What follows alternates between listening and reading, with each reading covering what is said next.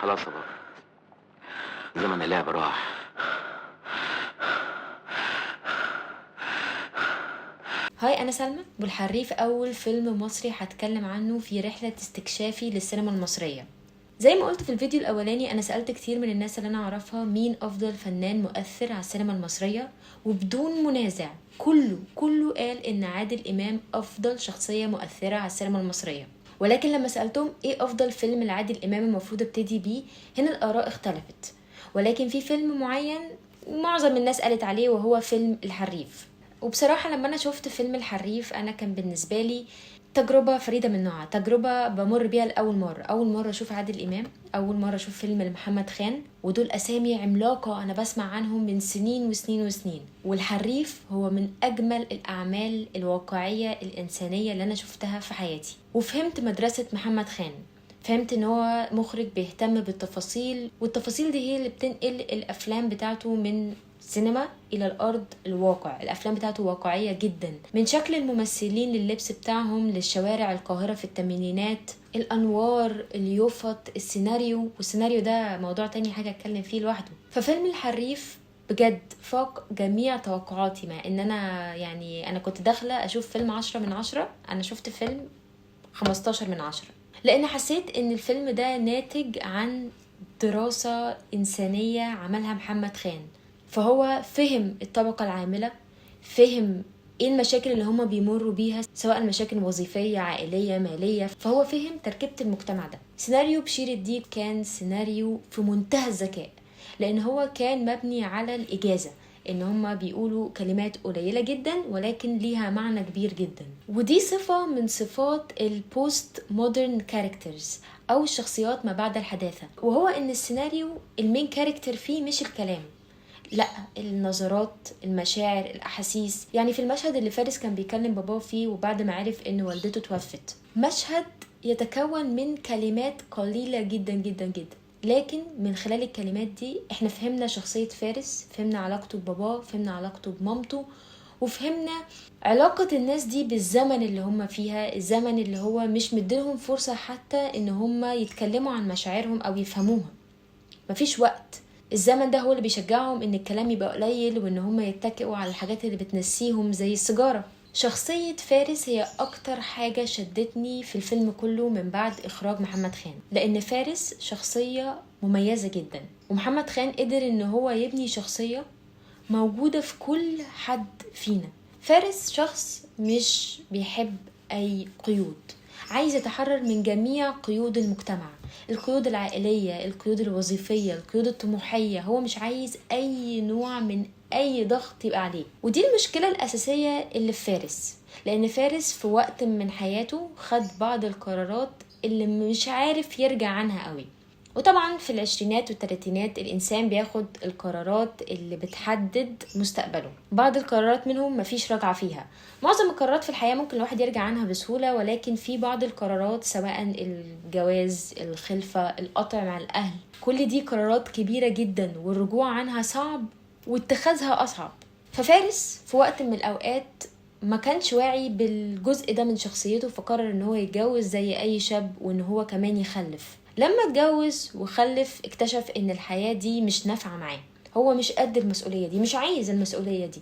فقرر ان هو يتخلى عن المسؤولية دي. طبعا بعد ما هو ضرب مراته وهي طلبت الطلاق، فهو انفصل عن مراته، وبالتالي انفصل عن اي حاجة ليها علاقة بالمسؤولية اتجاه عائلته. فهو ما عندناش مشاهد كتيرة ليه كأب، ما عندناش مشاهد ليه كويسة كزوج، قاطع مع والده ووالدته، لانه واضح جدا من السين اللي كان فيه بيكلم والده ان هما ما شافوش بعض من زمان قوي. امي ماتت. معاك سيجارة؟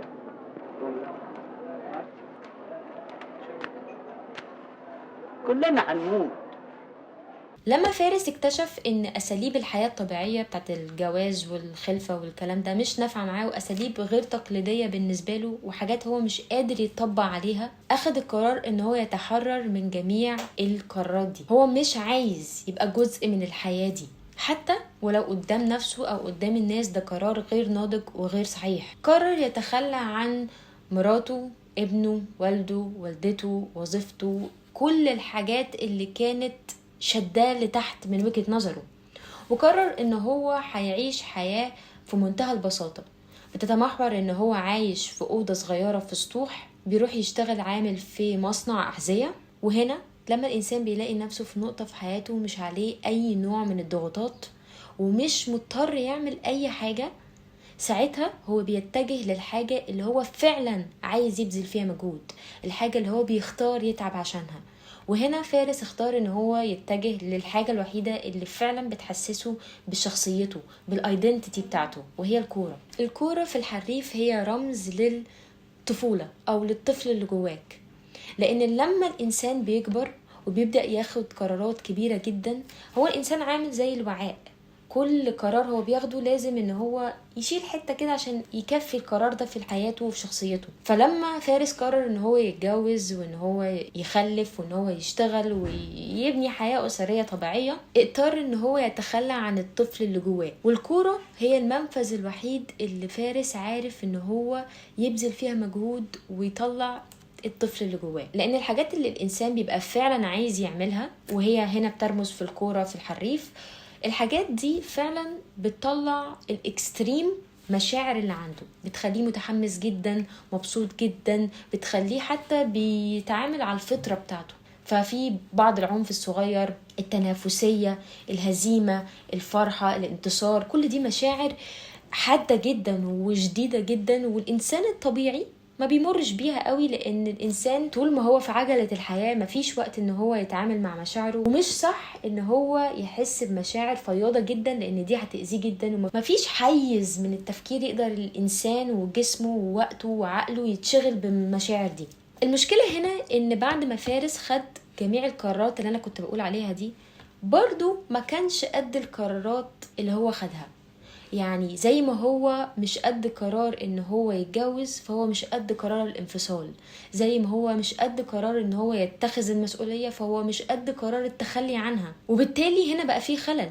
يعني هو انفصل عن مراته ولكن هو مش سايبها في حالها، هو تخلى عن دوره كأب ولكن هو مش عايز يسيب ابنه في حاله، وعايز ابنه يبقى زيه وشبهه وياخد منه حاجات. زي ما هو تخلى عن باباه وعيلته والمسؤوليات اللي بتيجي مع الاتجاه ده، فهو برضو عايز ان هو لما يروح لباباه يبقى فيه بعض التواصل البسيط ما بينهم. زي ما هو تخلى ان هو ما يبقاش عنده اي طموح وظيفي، وان هو هيكتفي بالحاجات اللي بتدي الاجر الحد الادنى للاجور او المينيمم ويج.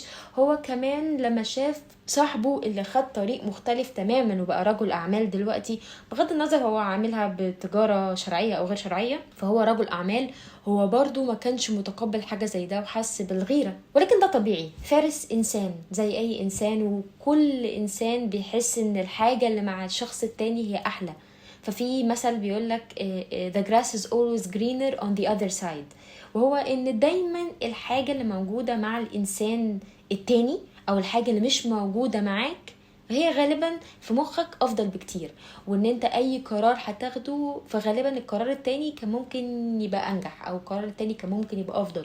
لان احنا كبني ادمين اصعب حاجة في الدنيا ان احنا نتحمل قرار احنا خدناه، وبالذات لو القرار ده في بعض اللحظات بان ان هو غلط. فهو فارس لما بيحس بان هو وحيد، بيحس ان هو قرار طلاقه غلط. فارس لما بيحس ان هو عنده حاجات عايز يديها، فبيحس ان قراره تخلي عن الابوة غلط. فارس لما تلقى خبر كبير قوي زي ان مامته توفت، فهم ان تخليه عن مهامه كابن برضو غلط. ولكن فارس في اللحظات دي مش عارف يقف مع نفسه كده ويدي نفسه كده الوقت والمجهود ان ايه القرارات اللي انا خدتها دي نابعة من ايه نتيجتها، هل انا متحمل القرار ده، وهل القرار ده اقدر ارجع عنه، لو رجعت عنه هل انا المرة دي هعرف اتحمل قراري ولا لا. فهنا فارس علمنا ان المقارنة غلط تماما، وان المقارنة هتخليك دايما بني ادم مش بتتقدم، بني ادم محصور في حتة معينة. الحتة دي عبارة عن دايرة مش مفرغة، ملاش اول من اخر. الدايرة دي انت عمال تجري فيها ورا نفسك في انك بتاخد قرار ومش بتتحمل قراراتك، فبتحاول ترجع عنه، فتروح للقرار ده فتحس انت عايز ترجع عنه تاني. فبالتالي انت بني ادم مش بتتطور، مش بتتقدم، لان الحياة ايه غير ان الانسان عبارة عن بعض القرارات اللي هو خدها، والقرارات دي بتخليه البني ادم اللي هو عليه. صح بقى ولا غلط مش موضوعنا، ولكن القرارات دي بتخليه البني ادم اللي هو عليه. فلما فارس لقى نفسه في ضغوطات الحياة دي، بدل ما ان هو يقعد مع نفسه ويفهم ايه القرار اللي انا خدته ده، انا فعلا ما كانش المفروض اني اتجوز، انا فعلا ما كانش المفروض اني اخلف، بس خلاص طالما ده حصل انا هتحمل مسؤولية ده، او انا مش عايزه اتحمل مسؤوليه ده، انا عايز اتطلق، فخلاص انا اتطلقت، خلاص هنسى الحياه دي ومش عايز اي حاجه ليها علاقه بالموضوع ده. ولكن فارس محصور في حته في النص، هو لا عارف ان هو يتقدم في حياته الشخصية ولا عارف ان هو يتخلى عن حياته اللي كانت قبل كده. فبالتالي بيخرج عنه بعض الافعال الغير سوية، زي ان هو ضرب مراته، زي ان هو بيشجع ابنه على ان هو يسيب التعليم. ففي بعض التفاصيل البسيطة جدا اللي محمد خان عرف ان هو يخلينا نفهم شوية عن الماضي بتاع فارس. فعرفنا مثلا ان فارس بسبب ان هو ما كانش ملتزم فما كملش في مدرسة الكورة اللي زميله كمل فيها واحترف واغتنى، فبالتالي ان هو بقى رجل اعمال. لكن بسبب عدم التزامه، ودي حاجة مهمة جدا، ده نقطة مهمة جدا، ان فارس من الاول خالص من صغره كان في بعض المؤشرات لشخصيته، ولكن بسبب ان هو ما قعدش مع نفسه، ما حلش الحاجات دي او ما تقبلش الحاجات دي وعرف ان ده جزء من شخصيته، فهو بالتالي ما عرفش يتحمل القرارات اللي هو بياخدها. فصفات زي العنف، العصبية، التخلي، عدم تحمل المسؤولية، كل دي صفات طبيعية، دي فطرة على فكرة. انت الانسان لما بيلاقي نفسه محشور كده بيبدأ يشوف طريقه لبره ويخلع، ودي اسهل حاجة. اسهل حاجة ان الواحد لما يلاقي نفسه في حفرة يخرج منها ويخلع. لكن في بعض الحفر في الحياة الخلعان منها مش صح قوي، او لو هتخلع منها لازم تبقى متحمل قرارك وبتعمل كمان المسؤوليات اللي عليك عشان تخلع. يعني انت لو اب زي فارس، المفروض ان انت لما بتخلع من المسؤولية دي فانت بتحاول انت بتأذيش الطفل، تشجعه على الصح وعلى الغلط، وتبقى انت جزء من حياة الطفل ملهوش تأثير سلبي. او لو انت زوج وقررت انك تنفصل عن مراتك زي فارس، فمفروض انك تسيبها بكامل حريتها، مش لما تلاقيها بدأت تتقدم في حياتها وبدأت تشوف حد تاني تحاول تبني حياة تانية، فانت تبقى بتقارن نفسك وبتحسس نفسك ان لا، الحاجة دي انا مش بتحمل مسؤوليتها، ولكن دي لسه بتاعتي ولسه حاجة انا اقدر اتحكم فيها. فكل ده مشاعر غلط، ودي كانت باينة في شخصية فارس بناء على معرفتنا بماضيه، ولكن هو ما قعدش مع نفسه عشان يصلحها. او في منظور تاني خالص، وهو ان ممكن المشاهد يبص لفارس وشخصيته ان هو انسان بسيط جدا، انسان خايف يحلم قوي فيتكسر قوي، انسان الدنيا مبهدلاه والحياة مبهدلاه، وانسان مش عارف يواكب مع سرعة الحياة، فقرر ان هو هي slow things down، او ان هو هيبطئ الدنيا، ان هو هيروح مكان بسيط زي الأوضة اللي هو عايش فيها، هيحاول ان هو ياخد وظيفة بسيطة بتخليه مش شاغل دماغه بيها، وهيعمل الحاجة اللي هو بيحبها. ولكن السؤال هنا، هل فارس الحياة اللي هو فيها دي باختياره، ولا دي حياة هو مغصوب عليها؟ في فيلم اسمه Perfect Days إخراج ويم واندرز، فيلم في منتهى الجمال، بيحكي قصة شبه شوية لشخصية الحريف. والفيلم بيحكي قصة عامل نظافة بسيط عايش في أوضة صغيرة، بيصحى الصبح كل يوم، بيروح الشغل بتاعه، بيرجع بيتغدى في نفس المكان كل يوم، وبيروح يقرأ الكتاب اللي هو بيختاره يوم الأجازة، وبينام عشان يعمل الكلام ده كل يوم. في أول الفيلم المشاهد بيبقى حاسس إن الله، إيه الحياة البسيطة دي، إيه الإنسان الجميل ده، إنسان زاهد تخلى عن جميع الحاجات اللي بتخلينا نجري ورا لا شيء، وإنسان بسيط جدا، الحياة دي كلها مش مؤثرة عليه، مفيش اي حاجة هتضحك عليه، هو مركز ان على صحته، على جسمه، على حياته كده، وعقله يبقى كده نظيف ومش مشغول ومش ملوث. وكل ما نمشي اكتر في الفيلم والاحداث تحصل وتحصل، بيبدأ المخرج بطريقة غير مباشرة وبأقل سيناريو ممكن يشرح لك بعض الحاجات البسيطة اللي انت ممكن تعرفها عن الكاركتر، ولكن الحاجات البسيطة دي ممكن جدا تشرح لك حاجات كبيرة جدا عن الاختيارات اللي الانسان ده خدها عشان يوصل للنقطة دي. ولما بتعرف الحاجات دي ومخك بيفهمها، بتبدأ ان انت تبص للممثل او للشخصية بطريقة مختلفة تماما، فتبدأ تبص له في عينه قوي، وتبدأ تشوف حاجات مختلفة، وبتبدأ أول ما تبص لعينه وبعد كل المعلومات اللي انت عرفتها تشوف مشاعر انت ما كنتش شايفها في الأول. زي ما انت في الأول كنت شايف ان مشاعره كلها عبارة عن رضا وبساطة وسعادة، وتتحول المشاعر دي إلى أسئلة. تبص لعينه تشوف هل الإنسان ده اختار الحياة دي ولا الحياة دي هو مغصوب عليها. وكل ما تعرف أكتر كل ما تحس، بدل ما انت حاسس يا انا نفسي ابقى عندي الرضا ده ونفسي ابقى عندي الحياة البسيطة دي، بتبدأ ان انت تبص الانسان ده مش مرغوب على الحياة دي ولا هي باختياره، هي 50-50. بعض القرارات اللي هو خدها او ما خدهاش في وقت معين من حياته وصلته، وبعض الحاجات اللي الحياة فرضتها عليه سواء جزء من شخصيته، طريقة معاملته، طريقة تفكيره، وعوامل تانية كتير. ولكن كل الحاجات دي ساعدت في بناء الشخصية دي التي عندها الحياة دي. وفي مشهد عبقري في الفيلم ده للممثل ده بيبص للكاميرا لمدة 6 دقايق متواصل، ما تفهمش هو بيمر بإيه، هو مبسوط ولا زعلان ولا متعصب ولا هو مكسوف منا ولا هو ايه المشاعر دي. والمشاهد مش هيتقاله ايه المشاعر دي، انت برحلتك للفيلم ورحلتك الانسانية في حياتك انت هتبدأ تفهم الكاركتر ده او الشخصية دي بتمر بايه. وهنا ده اللي انا حسيته في بعض المشاهد في الحريف. المشاهد اللي عادل إمام بياخد فيه السيجارة بتاعته وبينزل يتمشى في شوارع القاهرة في الثمانينات، مفيش إضاءة غير الإضاءات الخارجية، الألوان الزرقاء والغامقة في الكادرات بتخليك تحس إن فارس إنسان مختارش الحياة دي، ولكن هو برضو مش مغصوب عليها، بل هو مزيج من الاتنين. وسواء دي حاجة عجباه ولا مش عجباه، هو عايز يرجع عنها ولا ما يرجعش عنها. فانت بقى عندك معلومات ان لو الواحد خد القرارات عامل كده، ولو الواحد تخلى عن القرارات فهو عامل كده. وبمناسبة المشاهد اللي هي موجودة في شوارع القاهرة بالليل كده وتحس ان هو فيلم نوار، الحريف فكرني بالفيلم نوار.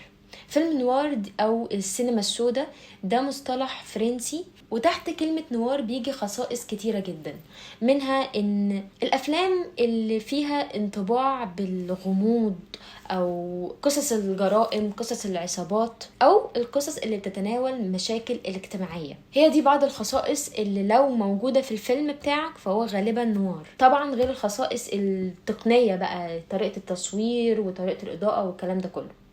وفي الحريف انا حسيت انه بيتكلم عن جريمة اللي هي حصلت في العمارة بتاعته، وبيتكلم عن مشاكل اجتماعية.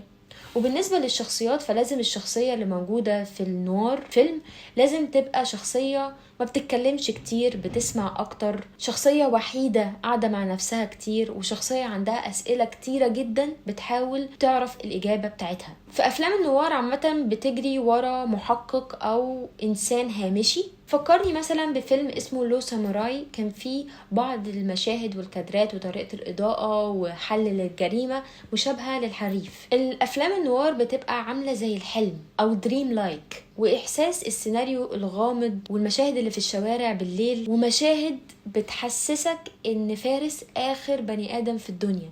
وهنا بننتقل للنقطة الجديدة، وهو إن أنا حاسة إن فيلم الحريف هو بوست مودرن فيلم، أو فيلم بيتناول فكرة ما بعد الحداثة. بعد دخول التكنولوجيا والعولمة والانفتاح، الإنسان مخه ما قدرش يستوعب كمية التغيرات اللي موجودة في الحياة، فبيبدأ يبقى في عوامل فيها بعض التغيرات، في منها التروما وفي منها بعض الحاجات اللي جسمك وعقلك ومخك بدأ ان هو يحاول يواكب مع التغيرات دي. وهنا انت بتبقى انسان ما بعد الحداثة، فهو انسان مر بتجربة المودرنزم، ان الدنيا بتمشي اتجاه المودرنتي، وجسمك بيحاول يواكب مع كل ده. وطبعا محمد خان كان بيشاور لده في فكرة ان صديق فارس كان تاجر وبيروح بره ويجيب العربيات، وان في ناس عايشة عادي جدا بتشتغل في مصنع أحذية، وفي ناس بتشتغل في أجنسات عربيات بيروحوا كل يوم بلاد بره ويجيبوا وعندهم فلوس وتجارة ورجال أعمال. وده اختلاف كتير قوي على البني آدم ان هو يمر بيه فجأة. فبيبدأ يحس الإنسان بشكل لا واعي ان هو عنده تروما، التروما دي محتاج ان هو يحلها. فبيبدأ ان هو يبقى وحيد، بيكلم نفسه كتير، شايف الحياة بطريقة سوداوية شوية. والمشاهد اللي فارس بيمشي فيها في شوارع القاهرة بالليل لوحده ده كده لوحة للبوست مودرنزم.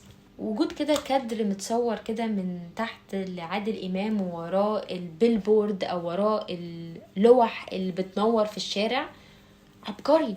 هو ده إنسان مش قادر يواكب مع الانفتاح، مع التكنولوجيا. ففيلم الحريف بيلقي نظرة على الطبقة المهمشة، الطبقة العاملة، الطبقة المتكحرتة، وبيحاول يوريلنا مشاكلهم، مشاعرهم، ايه الحاجات اللي هم بيمروا بيها. وعشان محمد خان يبرز الواقعية في الحريف فكانت جميع المشاهد بتتصور في أماكن حقيقية في بولاق وفي بورسعيد. في فكرة تانية اسمها generational trauma أو التروما الجيلية، وهو إن كل جيل ورا جيل بياخد التروما اللي الجيل اللي قبله مر بيها وبيشيلها معاه طول حياته. ففي جيل مر بالحرب العالمية الأولى فقط، وفي جيل مر بالعالمية الأولى والتانية، وفي جيل مر بالعالمية الأولى والتانية والحرب الباردة، في جيل مر بكل الكلام ده ومع دخول التكنولوجيا والإنترنت وما يأتي بقى معاها بقى من مشاكل وخطورة. في ناس مرت بكل ده ومروا بالكورونا، وباء جائح ناس كتيرة قوي ماتت منه، حاجة احنا ما كناش فاهمينها، وهكذا. كل جيل بيجي بعد الجيل اللي قبله بيشيل ترومة الجيل اللي قبله واللي قبله واللي قبله واللي قبله وهكذا. فعشان كده الإنسان اللي بينشأ بقى في الدنيا اللي احنا فيها دلوقتي 2024 فهو عليه حمل ومسؤولية أجيال وأجيال، لأن هو نشأ في مكان عنده فرص مكانتش موجودة عند الناس اللي قبله.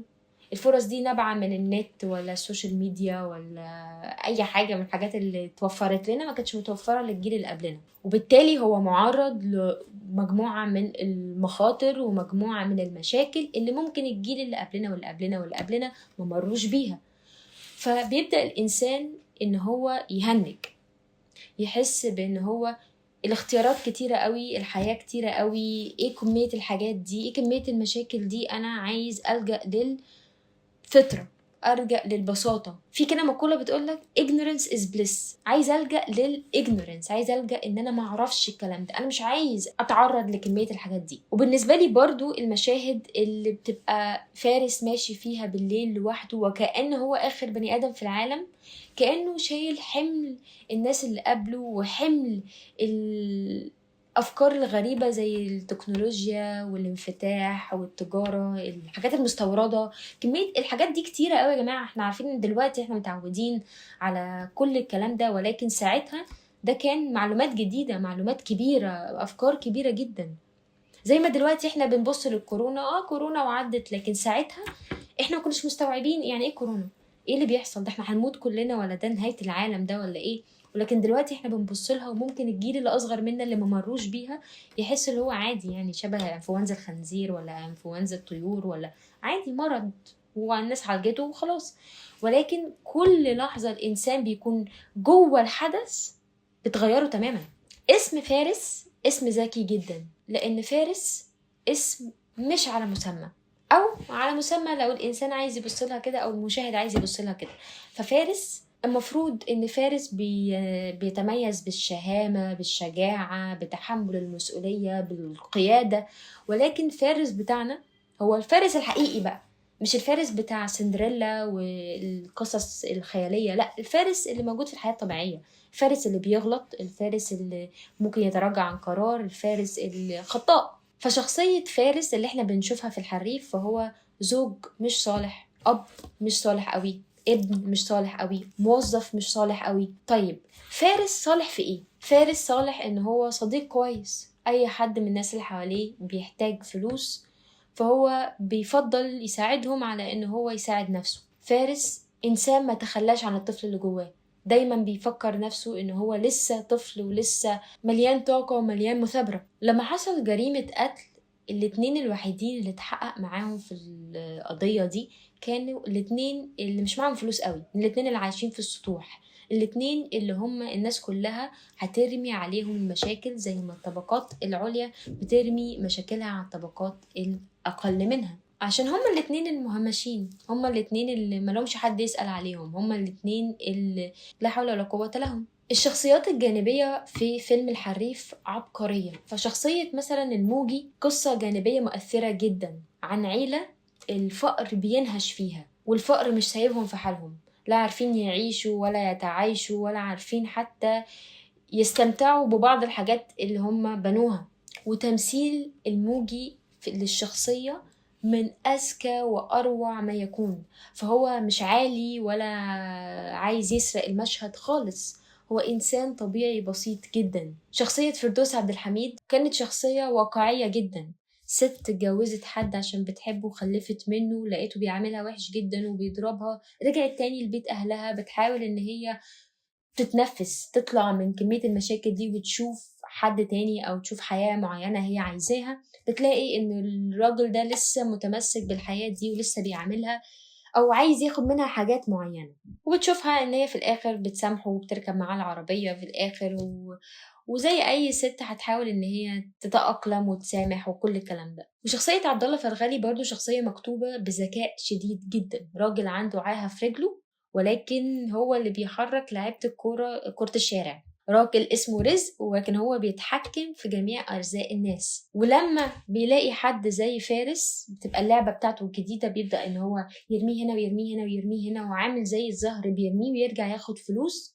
زي ما هو لما يلاقي حد جديد هيرمي فارس في أقرب زبالة ويروح للحد الجديد ده. فالحريف الجديد مختار كان لحظة إنارة لفارس، لأن فارس كل ده ما كانش مستوعب إن هو بيكبر وإن هو حركته مش تبقى زي الأول وإن هو الطلب عليه مش هيبقى زي الأول، وإن الحاجة اللي هو ممكن يكون تخلى عن جميع مسؤولياته عشانها مش أعداله برضه، هي اللي هتتخلى عنه مش هو اللي هيتخلى عنها. وهي زي أي حاجة في سنة الحياة هتختار الأصغر منه، الأشطر منه، الأذكى منه، وإن مفيش أي حاجة في الدنيا ثابتة على حالها. والإنسان اللي بيحاول يثبت على حاله جوه تغيرات الدنيا فهو إنسان بيحاول يخلق لنفسه حفرة يقع فيها.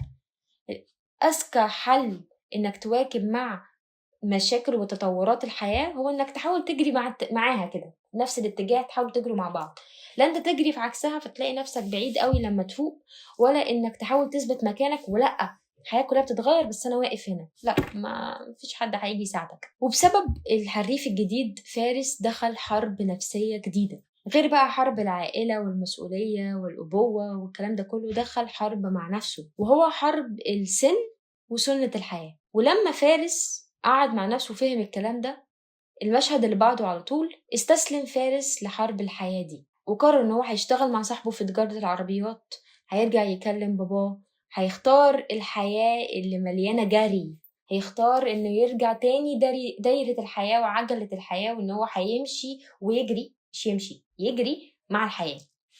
فقرر ان هو يحاول مع مراته تاني، يحاول مع ابنه تاني، يحاول مع باباه تاني، يحاول مع الشغل والطموح والوظيفة والكلام ده تاني، ويرجع حياة الادلت لايف تاني، خلاص يرجع سنة الحياة تاني وهيرجع ينهج تاني.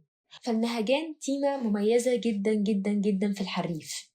النهجان ممكن تبقى بترمز للطبقة العاملة اللي هي بتشتغل بإيديها وجسمها وكل الكلام ده فبتنهج فبتتعب. النهجان ممكن تبقى الإنسان وهو بيحاول يجري ورا الحياة قبل ما تسبقه بكتير لأنها كده كده سابقاه. أو النهجان بتيجي من الواحد كبر وإن هو بقى الحاجات اللي مش عارف يعملها وهو صغير بقى ينهج وهو بيعملها. أيا كان إيه، فاستخدام النهجان استخدام عبقري. ففارس فهم في نهاية الفيلم إن سنة الحياة إن الواحد يكبر، ومع الكبر ده مش حاجة كويسة قوي، لأن مع الكبر ده بيتخلى عن حاجات هو عايز يعملها بيحب يعملها لكن صعب يعملها وهو عمال يجري ورا كمية الحاجات اللي موجودة في حياته. تخيل كده انت كإنسان كبير مطلوب منك ايه؟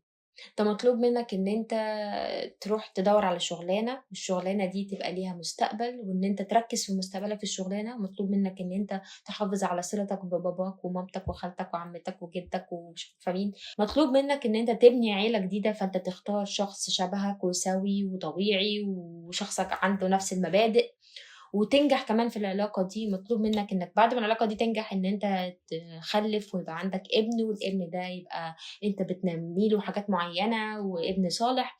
مطلوب منك ان انت تحافظ على اصدقائك الكويسين اللي من ايام المدرسة والرياضة والجامعة والشغل اللي فات والشغل اللي جاي والشغل اللي راح. ومحتاج تحافظ على صحتك، ومحتاج تحافظ على اكلك، ومحتاج ان انت تحافظ على فلوسك، ومحتاج ان انت يبقى عندك طموح، ومحتاج ان انت يبقى عندك هوايات، وان الهوايات دي بتنميها و...